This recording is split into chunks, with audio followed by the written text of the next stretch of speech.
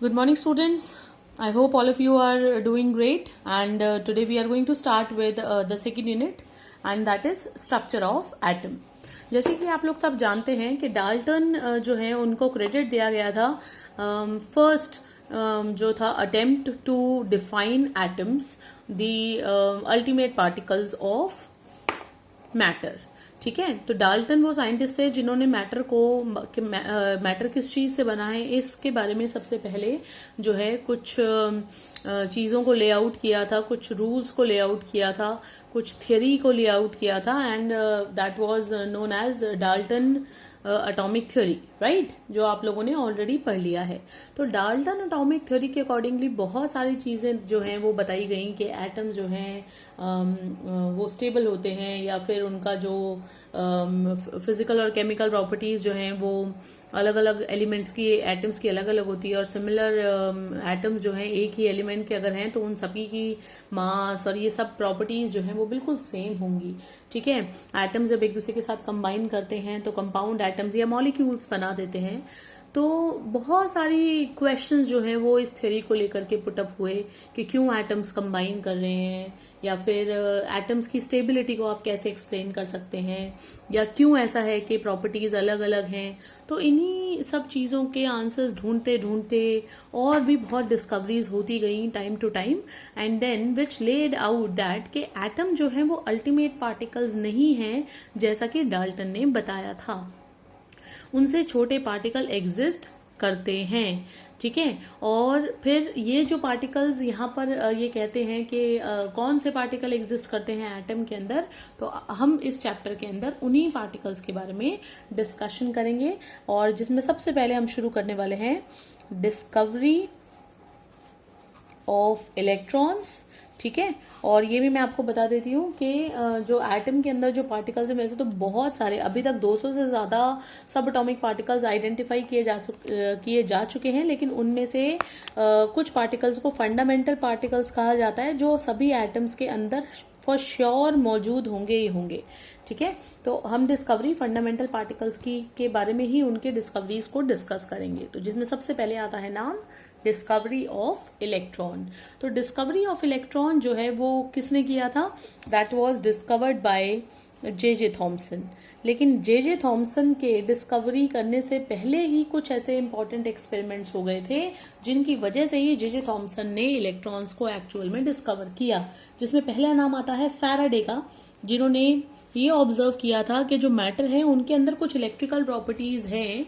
अगर आप उनमें से करंट पास नहीं भी कर रहे हो तो भी उनमें कुछ इलेक्ट्रिकल प्रॉपर्टीज हैं. जैसे अगर आपने कभी ऑब्जर्व किया कि कोई स्केल ले लिया जाए, और प्लास्टिक का स्केल छोटा सा, आप कोई भी स्केल के साथ आप ट्राई भी कर सकते हो, और अगर आपने बालों में ऑयल नहीं लगाया है और एक ही डायरेक्शन में अगर आप उसको जो है रब करते हैं तो पेपर के छोटे छोटे पीसेस को वो स्केल अपनी तरफ अट्रैक्ट कर सकता है. बिल्कुल ऐसा ही कुछ होता है जब हम एबोनाइट रॉड को या ग्लास रॉड को सिल्क या फर के साथ रब करते हैं, तो वो भी ऐसे ही चार्ज हो जाते हैं, सो कॉल्ड चार्ज हो जाते हैं. तो ये चार्ज कहाँ से आया? ठीक है, फिर जो एक और साइंटिस्ट थे विलियम क्रूक्स. तो ये जो विलियम क्रूक्स थे, इन्होंने एक एक्सपेरिमेंट किया इन 1879, जिसमें उन्होंने कोशिश की कि जो गैसेस हैं which are actually poor conductor of electricity, अगर गैसेस को एट वेरी लो प्रेशर रखा जाए और उनमें से एक हाई वोल्टेज करंट को पास किया जाए तो वो गैसेस भी अपने में से इलेक्ट्रिक करंट को पास हो जाने देती हैं. ठीक है, इस एक्सपेरिमेंट को कंडक्ट करने के लिए उन्होंने एक खास तरह की ट्यूब बनाई जो लगभग 60 सेंटीमीटर लॉन्ग थी. ठीक है, और इस 60 सेंटीमीटर लॉन्ग ट्यूब का कुछ इस तरह का डिज़ाइन था. तो यहाँ पर इस ट्यूब को ही उन्होंने जे थॉमसन ने यूज़ किया. उन्होंने एक जो है एंड लिया और उसको कनेक्ट कर दिया. मेटल, यहाँ पर 2 मेटल की प्लेट्स लगाई गई. एक मेटल की प्लेट थी जो परफोरेटेड थी, यानी परफोरेटेड का मतलब होता है जिसमें छेद से थे. ठीक है, और इस तरीके से फिर उसको कनेक्ट कर दिया एक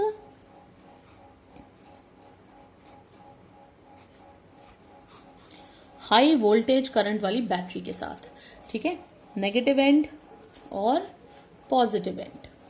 जो नेगेटिव एंड है that is known as cathode and the positive end is known as anode. ठीक है, अब हुआ क्या, यहाँ पर एक उन्होंने बीच में इस ट्यूब के अंदर गैस फिल कर ली और गैस को का प्रेशर जो है वो कंट्रोल किया गया। ये जो करंट यहाँ से पास किया गया दैट वाज अराउंड 10,000 वोल्ट। इतना हाई वोल्टेज करंट जो है वो इसमें से पास करने की कोशिश की गई। तो ये जो एक्सपेरिमेंट था जो जे थॉमसन ने परफॉर्म किया, इसमें उन्होंने सबसे पहले गैस का प्रेशर रखा 1 एटमॉस्फेयर, और 1 एटमॉस्फेयर प्रेशर रखने के बाद कुछ नहीं हुआ, नथिंग हैपेंड। ठीक है, देन व्हाट ही डिड, उन्होंने प्रेशर को थोड़ा सा रिड्यूस कर दिया, 0.1 एटमॉस्फेयर कर दिया 1 एटमॉस्फेयर से। Then what he observe that current start flowing, current ने फ्लो करना शुरू कर दिया इस ट्यूब में।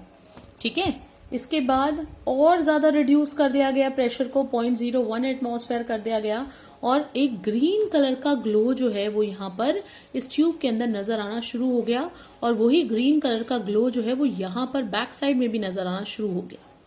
ठीक है, एनोड के पीछे। तो एनोड के पीछे ग्लो आ रहा है, तो ये कहाँ से आया होगा, ये फिर उन्होंने कहा कि यहाँ से जरूर कुछ ना कुछ रेज निकली हैं नेगेटिव एंड यानी कैथोड से, जो ऐसे ट्रेवल करते हुए इस तरीके से चलते हुए जो है वो आगे बढ़ती जा रही थी, और फिर जब इस ट्यूब में से, ये परफोरेटेड में से निकल कर यहाँ पर जो है पीछे की तरफ बैक में जो है ट्यूब के इकट्ठी हो गई हैं, और इसलिए वो ग्रीन कलर का ग्लो नजर आना शुरू हो गया। वैसे तो वो इनविजिबल रेज हैं, वो दिखाई नहीं दे रही थी, लेकिन यहाँ पर जो ग्रीन ग्लो था उससे ये आइडेंटिफाई हुआ कि ये कुछ ना कुछ यहाँ से रेज प्रोड्यूस हुई हैं। अब क्योंकि ये रेज नेगेटिव एंड यानी कैथोड से प्रोड्यूस हुई हैं, इसलिए इन रेज को नाम दिया गया कैथोड रेज। तो इस तरीके से बच्चों डिस्कवरी हो गई कैथोड रेज की।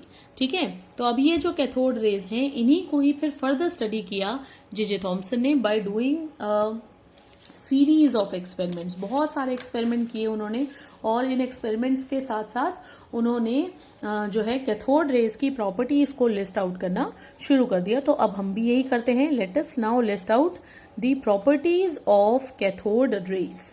ठीक है, पहली चीज, जब इन कैथोड रेज के रास्ते में कोई ऑब्जेक्ट रखा गया तो उस ऑब्जेक्ट की बहुत ही शार्प शेडो बनी। इससे ये पता चला कि they travel in straight line. Cathode rays जो हैं वो स्ट्रेट लाइन में ट्रेवल करती हैं। ठीक है, और अगर कोई ऐसा ऑब्जेक्ट रख दिया जाए, जैसे कि कोई लाइट पिन व्हील रख दिया जाए, ठीक है, तो लाइट पिन व्हील को ये सिर्फ ना तो उसकी शेडो बना रही थी बल्कि उसको जो है वो मूव भी करा रही थी।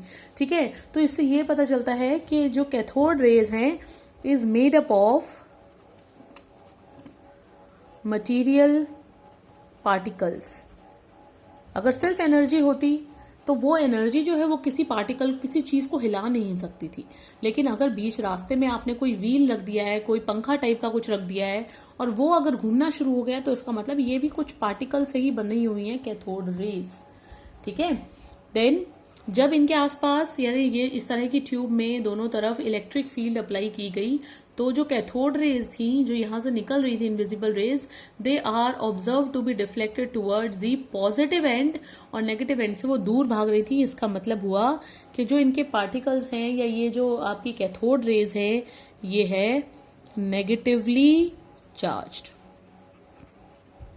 ठीक है, देन इसी तरीके से कुछ ऐसा जो है वो मेटल का एक फॉइल बीच में रखा गया कैथोड रेज के पाथ में, तो उन्होंने उसको हीट अप कर दिया। मेटल की फॉइल को, पतली सी फॉइल को हीट अप करने का काम कर दिया, जिससे ये पता चलता है कि they can produce heating effect. ये अपने रास्ते में आने वाली चीजों को, मेटल्स वगैरह को हीट अप भी कर सकते हैं। और सिर्फ अगर कोई और गैसेस उनके बीच के रास्ते में रख दी जाए तो they can also ionise the gases which they pass through, जिसमें से वो पास हो रही हैं उन गैसेस को भी कर रही हैं आयोनाइज। ठीक है, यानी उनसे बना रही हैं आयंस। अच्छा, एक इनकी खास प्रॉपर्टी ये भी मिली कि जब टंगस्टन या मॉलिब्डेनम ऐसे करके जो मेटल्स हैं जब उनसे ये टकराती हैं तो ये produce X rays are like pure electromagnetic radiations हैं जिनकी बहुत हाई एनर्जी होती है, तो ये भी जो है कैथोड रेज की हेल्प से ऑब्जर्व किया गया। इसके अलावा they affect photographic plate, they also produce scintillations on zinc sulfide screen। अब मैं आपको बता देती हूँ ये जो वर्ड मैंने लिखा है scintillations, इसका क्या मतलब है। इसका मतलब होता है स्पॉट्स, यानी कि कैथोड रेज जब किसी स्क्रीन से टकराए, ऐसी स्क्रीन जिसको जिंक सल्फाइड से बनाया गया था, तो उस स्क्रीन के ऊपर उन्होंने यह कैथोड रेज जहां जहां से भी पास हुई वहां पर स्पॉटिंग्स हो गई, यानी वहां पे छोटे छोटे स्पॉट्स बन गए। ठीक है, तो वो जो स्पॉट्स हैं उनको स्किंटिलेशंस कहा जाता है। Clear? Then what is observe that they also have penetration effect. इनका पेनिट्रेशन इफेक्ट भी होता है, यानी कि अगर बहुत ही पतली फॉइल लग दिया जाए इनके रास्ते में तो उसको भी क्रॉस करके, उसको पार करके ये क्रॉस कर जाएंगी, निकल जाएंगी। ठीक है, मटेरियल पार्टिकल से बनी है और इसके अलावा इनका नेगेटिवली चार्ज है। ये सारी चीजें जो है, इस तरह की प्रॉपर्टीज जो हैं, ये सारी प्रॉपर्टीज फिर स्टडी की जे थॉमसन ने। जे थॉमसन ने ही कुछ और एक्सपेरिमेंट किए और कैलकुलेट करने की कोशिश की the charge and mass of those particles which are actually forming the cathode raise.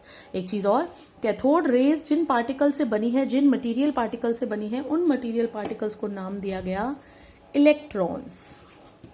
ठीक है, और इलेक्ट्रॉन्स का जब चार्ज बाय मास रेशियो यानी E बाय M रेशियो निकाला गया तो E बाय M रेशियो इनका आया 1.76 इंटू 10 की पावर 8 कूलाम्ब पर ग्राम। क्लियर? तो ये जे थॉमसन ने अपने एक्सपेरिमेंट से ही इलेक्ट्रॉन जो पार्टिकल, मटेरियल पार्टिकल जिन्होंने कैथोड रेज को बनाया हुआ था, उनका charge by mass ratio calculate किया। मोर ओवर उसी दौरान मिलिकन का जो एक्सपेरिमेंट था, ऑयल ड्रॉप एक्सपेरिमेंट, उसकी हेल्प से कैलकुलेट किया गया the charge on the electron and the charge was found to be 1.6 into 10 raise to power -19 coulomb. ठीक है, या जिसको हम ऐसे भी लिख सकते हैं 4.8 इंटू 10 की power -10 ESU। This is the smaller unit of charge. जैसे कूलम्ब इसका यूनिट है, वैसे ही चार्ज का यूनिट ESU भी है। तो ये E की यानी चार्ज की वैल्यू मिली। अब यहाँ इन दोनों को जब हम सॉल्व कर लेते हैं, अगर कैसे सॉल्व करेंगे, मास निकालने के लिए सॉल्व करेंगे कि इलेक्ट्रॉन के चार्ज को अगर हम चार्ज बाय मास रेशियो से डिवाइड कर देते हैं तो वैल्यू आ जाएगी, मास ऑफ इलेक्ट्रॉन आ जाएगा। तो मास ऑफ इलेक्ट्रॉन जब कैलकुलेट किया गया that was 9.1 into 10 raise to power -28 gram, या जिसको हम लिख सकते हैं the mass of electron was found to be 9.1 into 10 raise to power -31 kg।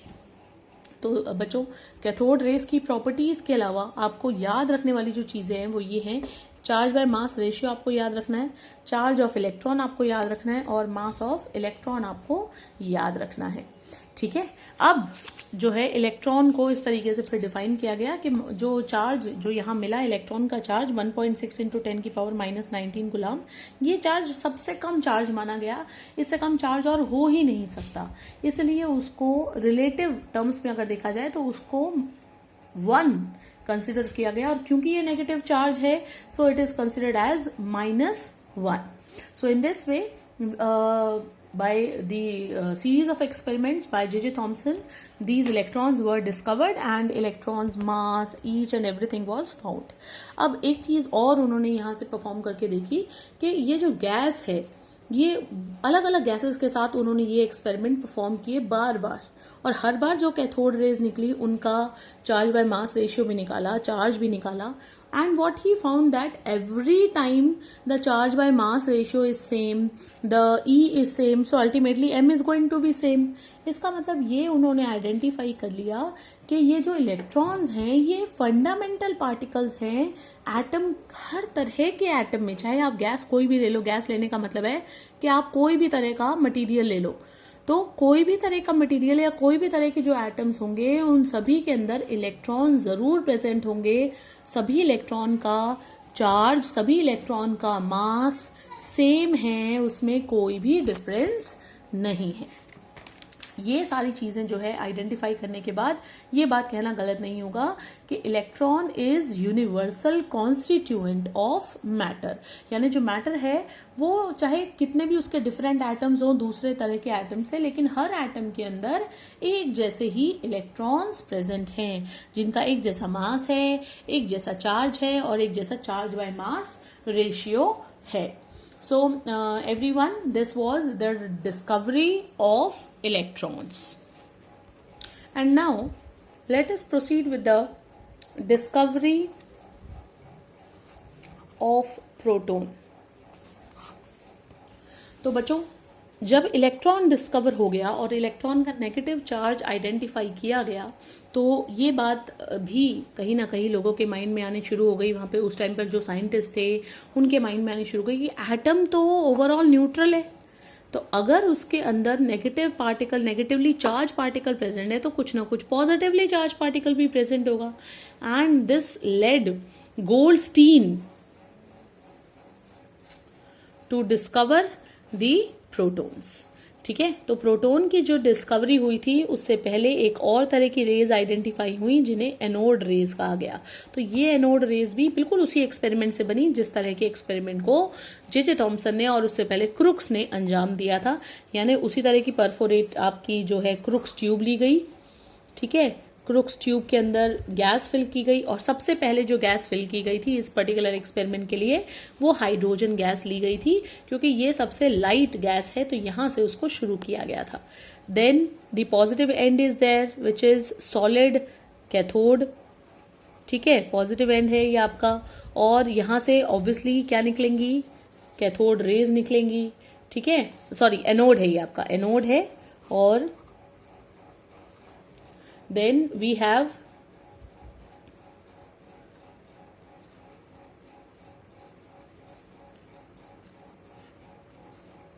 perforated cathode।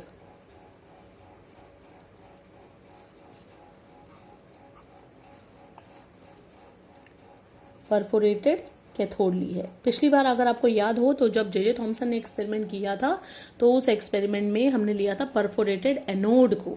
ठीक है, और अब की बार हम क्या ले रहे हैं, परफोरेटेड कैथोड ले रहे हैं, नेगेटिव एंड, राइट। सो जो आपकी कैथोड रेज हैं वो यहां से प्रोड्यूस होंगी कैथोड से और ट्रेवल करेंगी एनोड की तरफ, पॉजिटिव एंड की तरफ, राइट। कौन सी क्या निकल रही है यहां से, कैथोड रेज।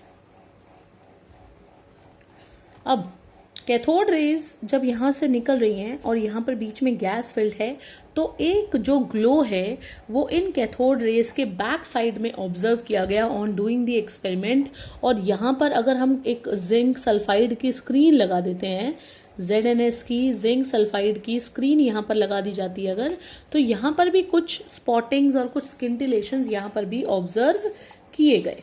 तो इसका मतलब ये हुआ कि कैथोड रेज तो इधर जा रही हैं, तो ये पीछे की तरफ यहाँ पर स्पॉटिंग क्यों हुई। स्पॉटिंग होने का रीजन ये हो सकता है कि यहाँ से कोई और जो है रेज निकल रही हैं और वो रेज जा रही हैं ऑपोजिट डायरेक्शन में, यानी वो रेज कहीं ना कहीं बीच में से कहीं से या एनोड की तरफ से कहीं से निकल रही हैं। तो यहाँ से एक और तरह की जो रेज हैं वो डिस्कवर हो गई और उन रेज को ऐसा माना गया कि वो एनोड से निकल रही हैं, इसलिए उनको नाम दिया गया एनोड रेज। ठीक है, बट जो एनोड रेज हैं ये जो यहाँ से डिस्कवर हुई क्योंकि ये बीच में जो खाली जगह है उसमें से निकली थी, इसलिए एनोड रेज को कैनाल रेज भी कहा गया। ठीक है, और ये जो कैनाल रेज हैं ये बेसिकली कैसे प्रोड्यूस हुई, अगर यहां से प्रोड्यूस हो रही होती तो सीधे जाती, फिर तो कोई इशू ही नहीं था, लेकिन ये एनोड से प्रोड्यूस नहीं हो रही है। ये बेसिकली कब निकल रही हैं, जो यहाँ पर आपके गैसेस के पार्टिकल्स होंगे और उन गैसेस के पार्टिकल्स को जब ये आयनाइज करके निकल रहे हैं, ठीक है, उनको आयंस में कन्वर्ट कर रहे हैं, यानी उनमें से इलेक्ट्रॉन बाहर निकाल रहे हैं और उनसे कैथोड रेज के इलेक्ट्रॉन्स टकरा रहे हैं। तो ऐसा करने की वजह से कुछ रेज निकली हैं और वो रेज निकल के ऑपोजिट डायरेक्शन में कैथोड से ऑपोजिट डायरेक्शन में ट्रेवल कर रही हैं. ठीक है, इसका मतलब ये हुआ जो एनोड रेज का ओरिजिन है is not from anode but from bombardment of cathode rays on electrons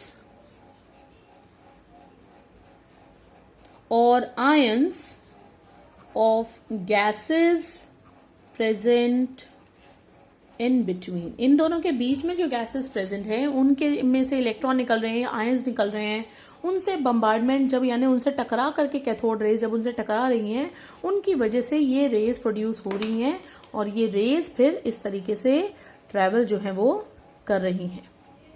ठीक है, जिनकी वजह से इस जिंक सल्फाइड स्क्रीन पे स्किंटिलेशन प्रोड्यूस हुआ. So everyone, there is a difference between the origin of cathode and anode rays. Cathode rays वहीं से बनती है, कहाँ से? कैथोड से. लेकिन एनोड रेज एनोड से नहीं निकलती हैं, बल्कि वो तब बनती हैं जब cathode rays in gaseous particle से टकराते हैं, तभी जाके एनोड रेज प्रोड्यूस होती हैं. अब जल्दी से पढ़ लेते हैं properties of anode rays. Anode rays की जो प्रॉपर्टीज हैं वो काफी कुछ सिमिलर भी हैं कैथोड से और कुछ उनमें डिफरेंस भी है. पहला, ये भी ट्रेवल करती हैं स्ट्रेट लाइन में. They are also made up of particles, material particles. ठीक है, डिफरेंस आया, they are found to be positively charged, क्योंकि ये नेगेटिव एंड की तरफ अट्रैक्ट हुई इंस्टेड ऑफ पॉजिटिव एंड. इसी तरह से एक और डिफरेंस, इनका जो चार्ज बाय मास रेशियो था वो अलग अलग आया अलग अलग गैसेस के लिए. और जिसमें मैंने कहा सबसे पहले हाइड्रोजन ली गई थी, हाइड्रोजन के बाद नाइट्रोजन, ऑक्सीजन, सब अलग अलग गैसेस के लिए किया गया. Every time charge by mass ratio was different. ठीक है, then they can also ionize the gas. They can also have penetration effect, but the effect is less. Okay, clear? Then hydrogen को लेकर के जब चार्ज बाय मास कैलकुलेट किया गया, that was found to be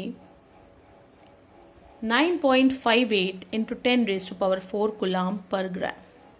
And the charge, when hydrogen was taken, then the charge was found to be same, 1.6 into 10 raised to power minus 19. And on solving, mass comes out to be 1.67 into 10 raised to power minus 24 gram, या 1.